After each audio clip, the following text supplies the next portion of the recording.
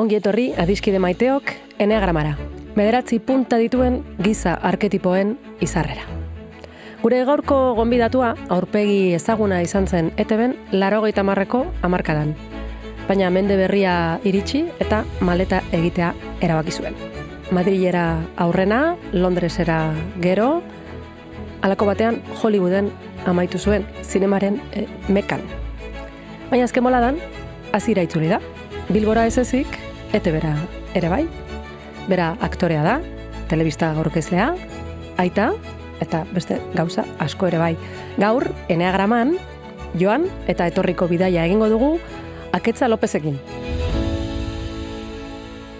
Ongi etorri. Kaixo, eta mila esker gure gonbidapena onartzeagatik. Plazerra, noski. Ez dakitzu, imaginatzen dut hemen kamera artean, mikrofona aurrean, eroso zaudela, ezta? Zure habitat naturala dela esan daiteke. Esan daiteke, baina, beste alde batetik, klaro, zu elkarrezketatua izaterakoan, ez dakit gauzak aldatzen diren, deseroso sentitu altzaren, edo... Ez dut uste, zurekin ez. Ez? Ez.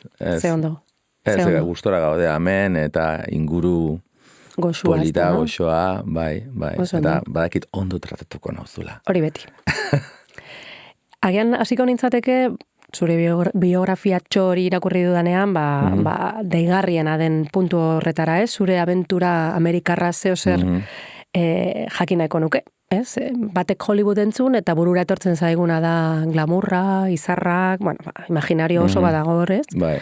Baina aldi berean, claro, Hollywood da toki bat, zeinetaran mundu guztiak lehiatu nahi duen, eta ara soaz, zeure karrera egin nahian, baina munduko aktorerik onenak, zinegirik onenak ere handaude, lehia horretan sartuta, eta lehia horrek, borroka horrek, gorpu asko utziko ditu bidean, ez da? Ze kontatu aldi guzu, glamurraz gain, Hollywoodeko mundu horretaz? Gitxi gora beraz, zuk aipatu duzuna, gorputz asko usten ditu bidean. Ni beti esaten dut adibide bezala, Los Angelesen ikusi ditudan homelessik ederrenak han bizi direla. Ikuste duzu batean norbait, horre botata eta oso itxura txarrarekin, baina ondo begiratzen badiezu, ikusten duzu, oraindik ere behar bada gazteak direla eta ederrak izandakoak direla, eta ziurrenik, aktore bezala edo mundu horretan lan egitera joan direla, eta ez dutela ondo amaitu. Hori ez da guztien, baina adibide ekstremo bat jarri dizut, ikus dezazun ere, oso gogorra dela, eta egia da, mundu guztitik doaz, gizonezkoak, emakumezkoak, gazteak, euren ametzaren bila, ez, eta oso leku gogorra da. Oso leku gogorra da, ateak, oso noizbeinka zabaltzen dira. Neure kasuan ere, egia da, zuk esan duzuna, ni galdakotarra naiz, ni gaztean intzenean, etzegoen internetik, etzegoen Instagramik, etzegoen Facebookik, orduan imaginario hori, ez, askoz ere indartsuagoa zen. Mundua astiroago zijoan, eta oraindik Hollywood klasikoaren eta Hollywooden imaginario oso potentea zen. Eta nik ezagutu nahi nuen, zeiatu nahi nuen arai joaten, ikusten zelangoa zen, neuk neure hori bizitzen. Ibilitakoan nintzen Euskal Herrian gero Madrilen aktore eta orkesle lanetan, eta abentura hori bizi nahi nuen. Eta joan nintzenean, aurkitu nuen, alde batetik Amerikarrak oso marketing aldetik oso onak dira, eurak sinesterazten dizute aukerak dituzula. Gogor lan egiten baduzu, ona bazara, eta nire kasuan azentua izan da, nahiz eta ingelesez ondo hitz egin, aukerak bazeudela, fijo aukera nahiko, lan egiteko. Eta nik lortu nuen lan egitea, baina ezagutzen dituanetik, ia bakarra izan nintzen. Eta landabe, nituen film handiak egin, filmak emagin nituen, telebistan ematen eta ematen diren filma batzuk, baina landabe oso gatza da. Eta egia da hori, marketingak egiten dutela, eta gero egia benetako errealitatea da, ez dutela zenturik nahi, ez dutela inor oso ezberdina den, edo Amerikarra ez den inor nahi, beti jartzen dizute adibide bezala. Javier Bardem eta Penelope Cruz, eta baina bat dago. Edo bi, eta horiek daude, ez dago gehiagorik. Eta horiek gainera justifikatzen da diversidade hori, ez? Hori da. Hala ere, boladatxo bat eman zenuenan, ne? Zenbat, hamarkada baino gehiago, ez da? Bai, 15 urtez, egon nintzen. Eta, klaro, han ere gelditu nintzen, gero nire zenarrakerean lan egin zuelako, Hollywoodeko estudio baten, lehenengo Oprah Winfreykin lan egiten zuen, eta gero han jainkosa bat da, ez? Gauza ikaragarri bat, eta gero Hollywoodeko Sony estudioetan. Ordan, neure lanbidearen bitartez gauza bat bizitzen nuen, eta neure zenarraren lanbidearen bitartez beste mundu bat, bai, ejecutiboen mundua eta estudioen mundua, ez? Eta ordan nik egunero baskaltzen nuen estudioetan, Soniko estudioak izan ziren MGM estudio famatuak, ez? Eta filma guztiak egin ziren, kantando bajo la lluvia, klasiko guztiak. Bai. Eta egun batzuetan nengoen, eta plato baten Lady Gaga bere jira entzaiatzen zegoen, beste batean Brad Pitt filme bat egiten zegoen, eta handik ikusten zenituen, ez? Eta hori zen nire eguneroko realitatea. Eta imaginario hori normalizatu arte, hain da indartsua, behintzat niretzat zen, behar izan dituela urte asko hori normaltasunez eta importantziarik eta garrantzirik ez emateko, ez? Gero ja urte, opa, Brad, gara Lady. Hey, how are you? Oso ondo. Aipatu duzu ingelesez oso ondo aritzen zarela, eta hizkuntza horretan lan egin duzu, aktore moduan, baina, euskaraz ere hasi zinen, gazteleraz ere bai, italieraz ere aritu zara, eta italian lan egin duzu. Bai. Gutxienez, nik daki edo topatu dala, 4 hizkuntzatan aritu zara. Bai. Eta beti galetu izan dion neure buruari, nola aldatzen den aktore baten lana, ez, aktuatze hori, hizkuntza aldatu beharra dagoenean. Imaginatzen dut aldaketa handia gongo dela, ez? Idazle baten ikuspuntutik hizkuntza batean idatzi edo bestean, beste buru estatus batean jartzen zaitu, ez dakite aktorei horrelakori gertatzen zaizuen, nola egiten zu aldatzeko batetik bestera? Batez be, lan gehiago egin behar duzu, adibez, zure hizkuntza ez den lan batean lan egiteko, alde batik argi dago memorizatzearen alde horretan, baina baita ere, hitzekin konektatzeko, naturaltasunez hitz horiek esateko. Hitzek daukaten konnotazioa, ez da gauza bera. Hori da, orduan, egia da, zure ama hizkuntzan hitz egiten duzun bezala eta gero antzesten duzun bezala gatsa dela esan zestea, hori egia da. Kalitatea behar bada oso ondo egin dezakezu, baina matiz txiki hori zuk ikuste duzuna edo bestek nabaritzen dutena konturatu barik, baina barneratzen zaiena, hori lortzea ez da bat erraza beste hizkuntza baten. Baina, niretzat ariketa oso interesgarria izan da, eta nahi izan dut, errestasuna izan dut hizkuntzekin, baina aldi berean, adibidez italiar zinema ere asko gustatzen zitzaidan, eta Romara joan nintzena, hemen lan egitea gustatuko litzaidake. Eta nire zenarra italiarra izanez, italiarra gainetik ikasi nuen, nintzen benetak klasetara joan, baina, kastin bat egin nuen Raida hango telebizio publikoa, eta telesei baterako, eta hartu ninduten, eta urte bete saritu nintzen Roman, lanean, niretzat, lanbide honen gauzarik ederrenetarikoa, niretzat, jendea esagutza, zu bezalako jendea, giroa, jende berezia, bizipen hoiek, gero egia da, artearen aldetik, edo zu sortzaia zara, zeure obraren, edo zure telesaiaren, edo zuik idazte duzu, edo produzitzen duzu, eta zuzentzen duzu, edo azken baten, eskuak lotutak dituzu. Beste norbaiten menpe, ez? Bai, beste norbaiten menpe ez daude, eta orduan, batzutan ona da, eta beste batzutan txarra, eta beste batzutan oso txarra. Buelta asko emandakoa zara, aipatu dugu Hollywood, aipatu dugu Roma, beste toki batzuk ere egon dira, eta aterako dira, baina orain, egia da, bueltatu egin zarela, azira bueltatu, ez bakarrik jaioterrira, edo jaioterritik gertu, Bilbon zaudelako, baizik eta etebera ere bai, kedate magazinean zabiltzalako egun, ez? Nola bizi izan duzu buelta hau? Oso arraroa izan da niretzat, alde batetik naturaltasunez, eta beste alde batetik neko liluratuta. Bai? Bai. Baina neure buruarekiko, ez? Ikustea neure burua 26 urte zaharrago Miramonera itzultzen. Toki berean, baina... Toki berean, eta gainera, Miramoneko egoitza oraindik ez da asko aldatu. Orduan, nik bapatean, joan nintzen casting bat egin behar izan nuen, eta esan, bueno, ez daukat ezer galtzerik, ez dut inoiz maiki delanetan aritu, azken baten, gai ezberdinak jorratzea ditugu eta iritzia eman behar dugu, eta esaten dugu, baina zer gaitik ez? Bueno, guazen, azken baten ere ridikuloa egitea edo ez egitea edo bardintzait. Eta... Hori edinaren abantaia, ez? Hori da. Ja, 50 urteren bueltan zaudenean, zatotu, bueno, eta zer. Eta hori, badakizu, Miramonera joteko hor kurba bat dagoela, kurba estu bat horre itxia, eta gero sartzen zara. Eta hori egiten nengoen bitartez, ostras, zenbat urte hona enatorrela. Déjà vu. Eta déjà vu, eta gainera hori zaharragoa, ez? Baina aldi berean, pasotagoa gogoratzen nintzen, bildurtuta joaten, urduri, amets pila batekin, eta ambizioarekin, ez ambizioa ni ez dakiz zer izateko baizik, eta ondo egitearen ambizioa, eta behar bat aukera gehiago zirelakoan.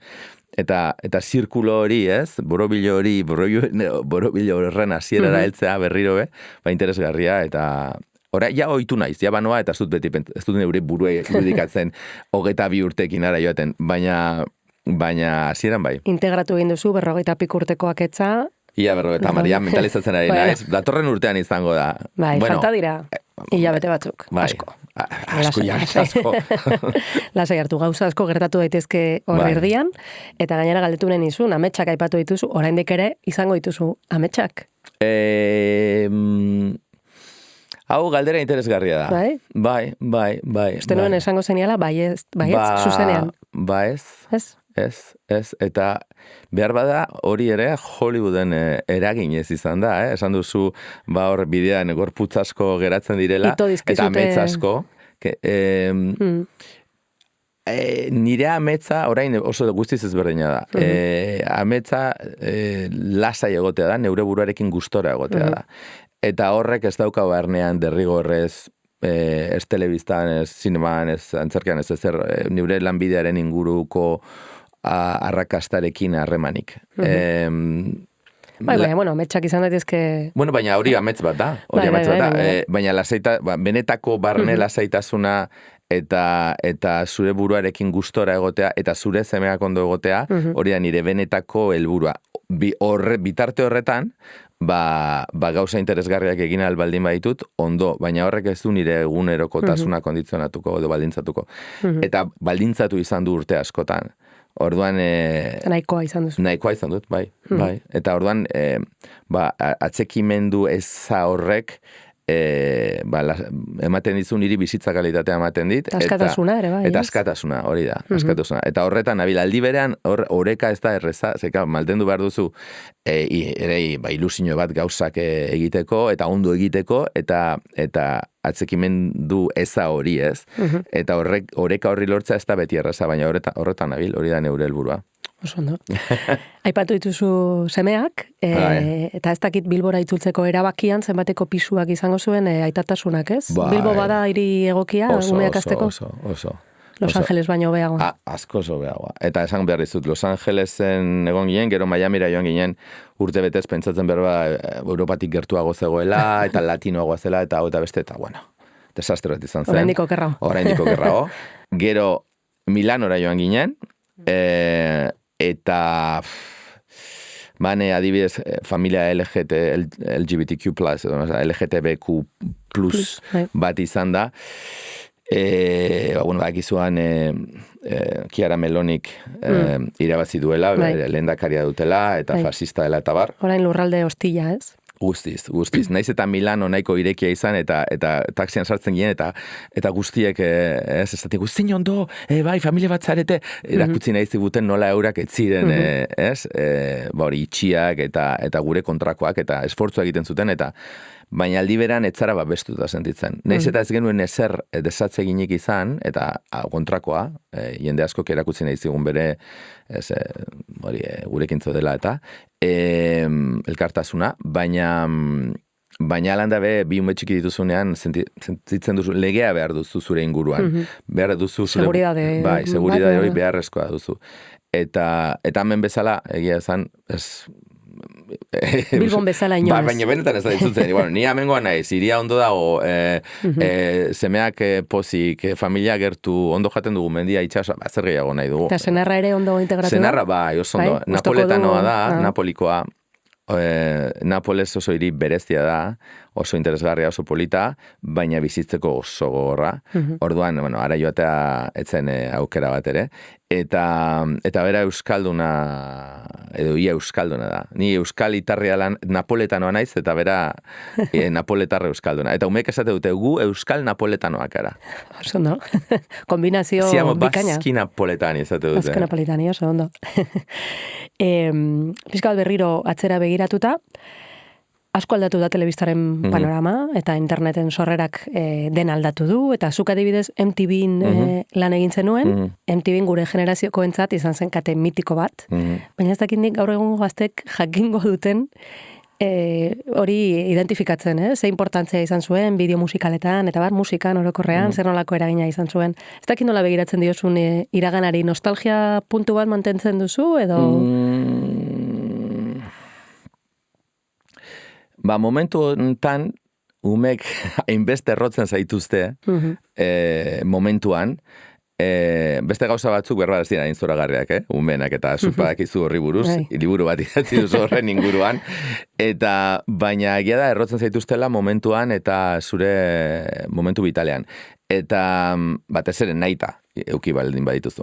Eta momentu ura, gustatzen zitzaiana momentu urari buruzen edo da orokorrean etzegoela hainbeste intrusismorik, ez? Esfortzu handiago bat egin bartzen duen orokorrean gauza guztietan modu batean edo bestean horretan lan egiteko edo egia da gaur egunera aukera gehiago dituzula segun non zauden eta zure lana aurkezteko eta hori ondo dago, baina ere sare sozialen dinamikak, influencerrak eta hori guztia.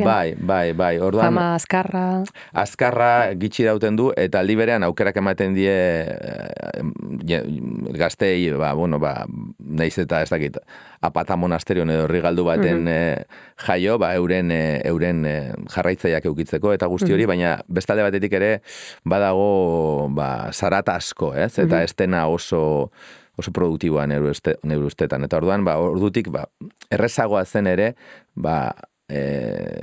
gauza batzuk aurkitzea, kalitatezkoak. Egia da ere, orain, marginetatik ere heltzen zaizkigun gauza oso interesgarriak errezago lortu ditzakezula. Orduan, badago hor, ez dakit, gauza honak eta txarrak, eta nostalgia ezin dut esan nostalgiarik dudanik.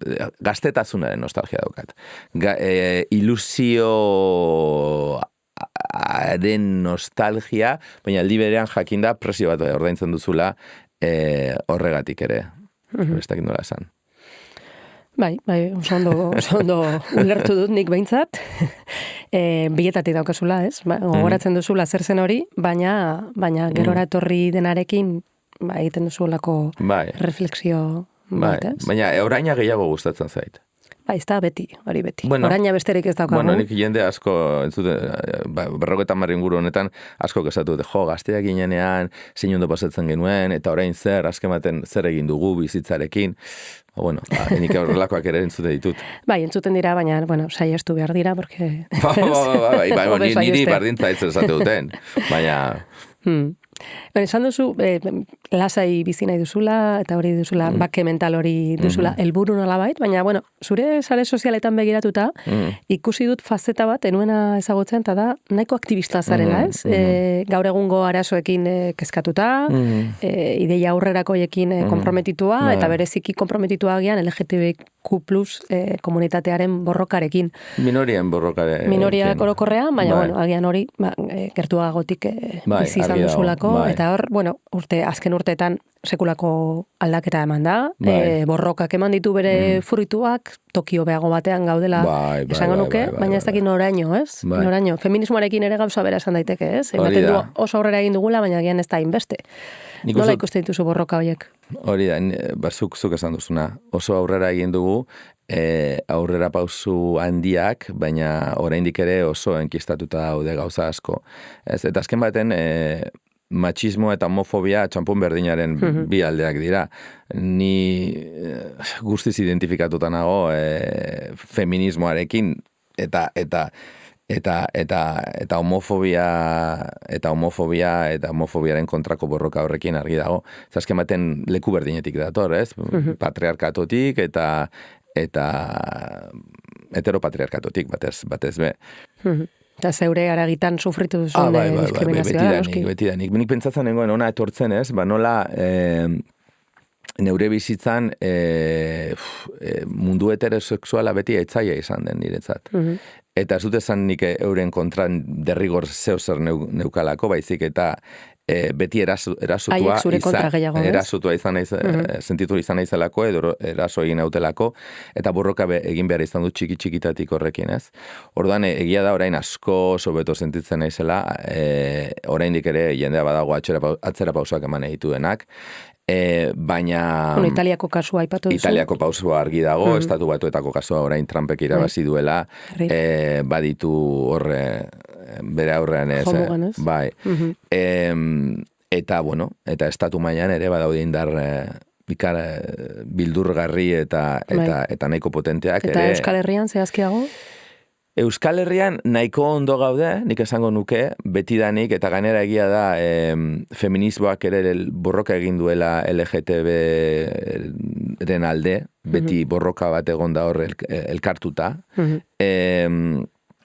Gero gongo dira korronte ezberdinak eta ezberdinak, baina bai bultzatu egin dela, eta nik uste dut hemen nahiko ondo gaudela. Oraindik ere kaletik entzuten ditut gauzak, gazteak batzutan entzuten ditut, adibidez beste egunean areatzanen bilera ikusi nuen 14 urteko gazte talde bat, nerabe talde bat, eta batek esan zuen, iturri bat zegoen, eta iturri ura dena zuten, eta batek esan zuen, gay el último.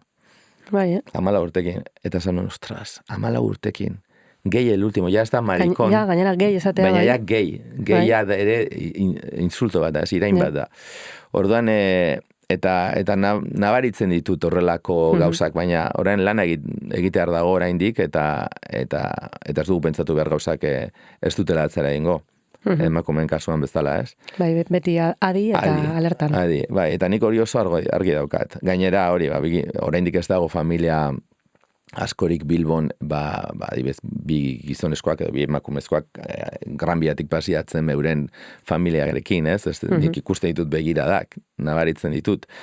Eta bueno, adi zaude, eta badakizu, eta eskolan, eta, bueno, eta ohartu behar dituzu irakasleak, aizu mesez gogoratu, bi aita direla, bueno, bat ni aita naiz, bestea papa da, italianoa delako, eta italianoz hitz egiten diez umei, baina jakin dezaten ez, eta, bueno, gauza horiek oso errotuta daude, eta nik ere ulertzen dut, ulertzen dut gauzek denbora behar dutela, naiz hor, baina baldi berean adinago eta borroka egiten dut horren kontra.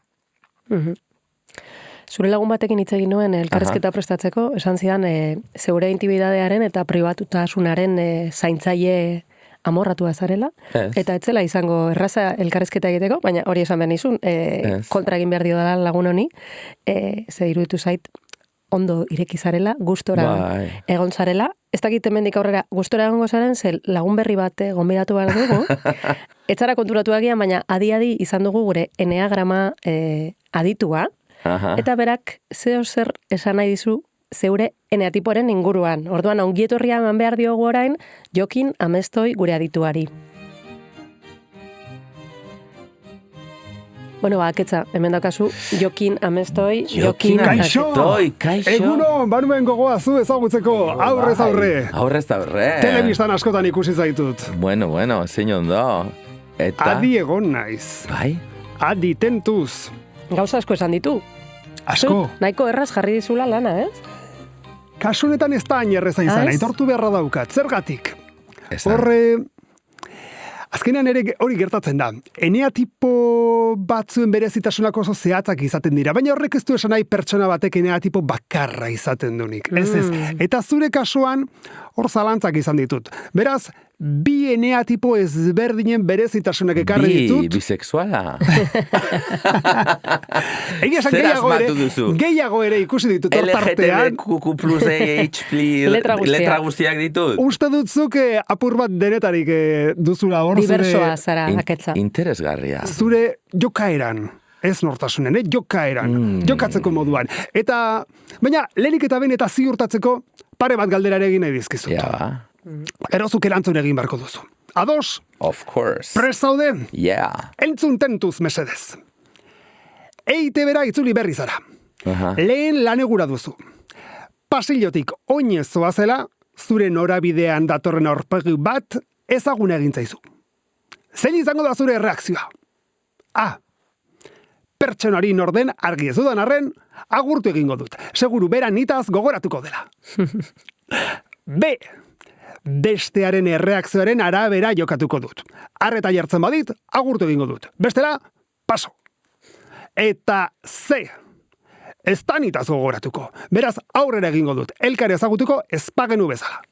Agian egoera honekin bat egin duzu, inoiz? Bai. A eta beren artean egongo litzateke. Ez badut ezagutzen, ziurrenik agurtuko dut, baina ere, adi egongo nazea, behazeleku batera begiratzen badute, ez dut, kaixo, egingo, ez? Orduan, apurtxu bat bai begiratuko dala, nola, baina nire tendentzia agurtzera gainera, oso ere mutxikia da, eta nok lan egiten duguan, kaixo. Pasillo horretan eskapadarik ez. Horregatik. Baina ala ere, behitu ze kuriosoa, biak aukeratu dituela berriro, bi letra. Hori esan behar nuen, gero targiago daukat, zuk ez ezula bat egiten eneatipo bakar baten berezitasunekin. Beste bigarren galdera ziurtatzeko. Ados. EITB. Laneko bilera batean zaude. Lankide batek zurekin lotura duen proposamen bat egin du, baina zuri sekulako astakeria dela iruditu zaizu. Zer egingo duzu? A. Tira, denok gara libre nahi dugun moduan pentsatzeko, eta gainera ni naiz programa honetako zuzendaria. Beraz, isili geldituko naiz. B. Baina ze de montre denok gara libre gure iritzea emateko. Modu honean, baina argi adieraziko diot zergatik enatorren bat bere proposamenarekin. Eta C. Txoin, C datorrela. Tipo honek zer uste du. Limiteak lehenbailen jartzea hobe. Etorkizunean arriskuak ekiditeko. Flipatu egingo du nire erantzunarekin. Ostras. Hemen ere bi aukeratzeko tentazioa? Berriz ere, B eta zeren artean, Egunaren arabera, baina B eta zeren artean, bai. Erantzungo zenuke. Baina hor ja agresibidade maila, hori modulatu daiteke. Segun nola datorren, senyoro bat den ala ez, intentzio gaztea edo nagusiagoa den ala ez, oso gaztea bada, ikusten badu, ez dakit, baina ja nagusia bada, eta bere kriterioa inposatu nahi badu modu oso bortitz batean, ziurrenik, nintzatekela hain diplomatikoa izango, baina, bueno, bai, saiatzen naiz gauzak modu honean esaten. Saiatu. Aketza, lehen buruan neukana, nolabait, konfirmatu egin didazu. Bai. Letra guztiak ditugu. Apur bat. Baina bereziki, bi eneatipo ezberdinen berezitasunekin bat egiten duzula iruditu zait. Eta horiek dira. Lehen da biziko eneatipoa eta 5. Bat eta bost. Bat eta bost. Berezitasun horiek aipatu digo dizkizut, eta gero zuk esan ea benetan zure kasuan bat altzatu zen ala ez den ala izaten. Begira. Eurrera. Lehen eneatiporekin bat egiten duten pertsonek perfekzioa bilatzen dute etengabe. Gauzak hobetzen saiatzen dira une oro. Orokorrean askoz hobeto egon daitezkela uste baitute. Euren akatsez oso konstiente izaten dira, eta horregatik sarritan errudun senti daitezke. Baina, aldi berean, besten akatsez ere jabetzen dira, jakina. Eta horrek amorrua piztu dezake euren barruan, eta zenbait kasutan, kanpoan ere bai, liskar moduan. Orokorrean, arduratsuak, zintzuak eta langileak izaten dira. Baina, perfekzioa etengabe bilatzeko aleginaren ondorioz, lehen eneatipoko pertsonek zailtasunak izaten dituzte benetan erlaxatzeko eta orainaz gozatzeko. Egin beharra, plazeraren gainetik egoten baita eurentzat. Erreakzioi begira egon naiz? Azken zati hau, ez. Baina lehenengoa bai, ez? Egin duzu? Zein? Lehenengo partearekin bai. Gehiago, baina... Perfekzioarena. Bai. Orain gitxiago, lehen gehiago nintzen, baina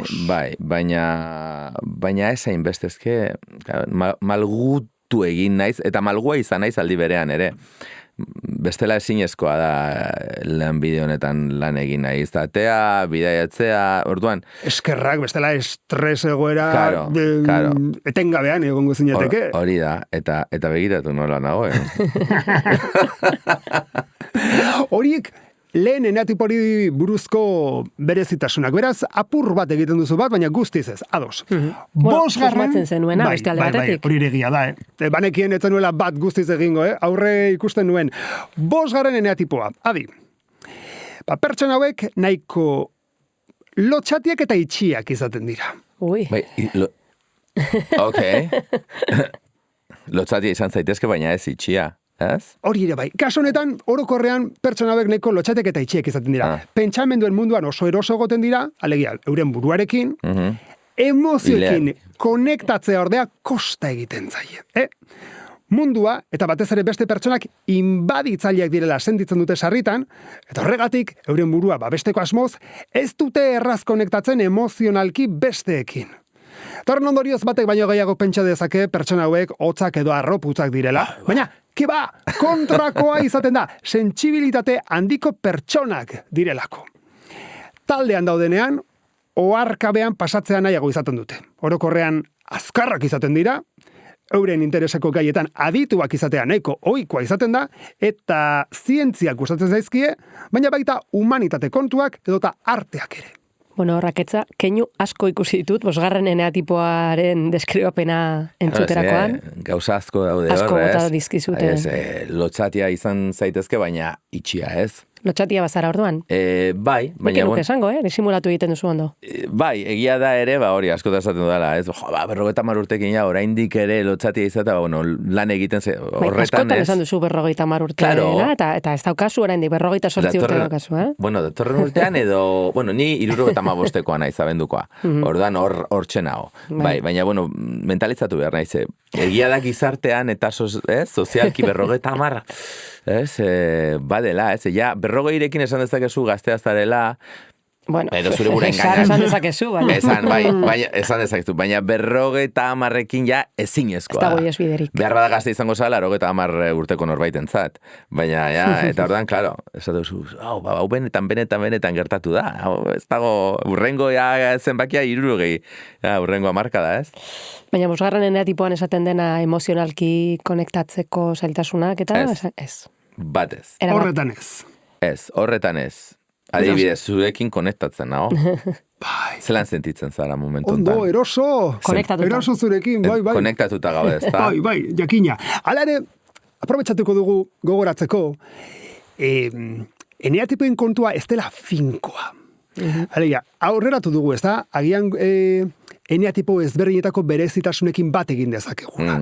Eta gainera, ez dira finkoak, gure joera ere, aldatzen joaten delako bizitzan aurrera egitearekin batera. Bravo. Eta batzuetan, eneatipo batetik bestera ere salto egin dezakegu. Ez da ohikoena, baina bai, gauza batzuk eraldatzen doaz. Beraz, ez pentsa ezaugarri batzuk irakurtzerakoan, edo horien berri izaterakoan, askotan jende asko esaten du, ni adibidez, ni 3. eneatipoa naiz. Ez. Agian momentu batean, berezitasun batzuekin bat egiten duzu, baina agian beste momentu batean bizitzan, beste etapa batean zaudenean, agian konturatu zara joera ezberdin bat daukazula. Eta hori gogoratzea garrantzitsua da. Ez da zure destinoa, ez dago idatzita, esan dezakegu? Edo ez? Bai, esan da, sai. Oso ondo, mila esker Jokin, hori izan alda dena, bai? Bai, baina ni hemen geldituko naiz, Bai, hemen gelditu. Zin gustora. Bai, horrela bion artean, agur esango diogu akitzari, eskerrak emango dizkizugu. Agian bai galetuko dizut, eneagramanen berri ote zenuen ona etorri aurretik? Bai, banekien, bai, existitzen zela. Eta ze iritzi zenuen? Niri bat egin zidaten Londresen orain dela urte asko, eta nahiko interesgarria zen, apurtxu bat ezberdina zen, Baina bai, interesgarria da zeure burua ezagutzeko eta behintzat birplanteatzeko benetan zu horrelakoa zaren edo ez zergaitik ez test horrek eman duen emaitza, zer galdera horiek psikologoek eta egin dituzte, eta behar bada, bai, izetuzu, benetan pentsatzen nuen, ez dakit, hausartan nintzela, eta ez, kikildu egiten naiz, gauzen aurrean edo. Nik uste pentsatzeko murmuñagari eragiteko ere balio dutela gauza hauek. Bueno, aketza, orduan, gustora egon zarela pentsatzen dut, espero dut. Oso gustora, benetan, bai. Eta, burmuinari eragin diot bai, Oso ondo, gure ikusentzurleak ere gustora egongo zirelakoan, gogoraraziko dut, nork bere baitan begiratzen duela hoberen, baina ariketa hori lagunduta egitea ere gauza polita da.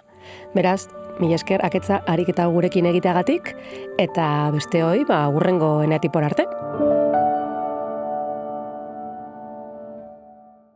Eneagrama podcasta begirak ekoitzi du EITB Mediarentzat. Hau plataforman edo zure gustuko agregatzailean jarraitu gaitzakezu eta arpidetu.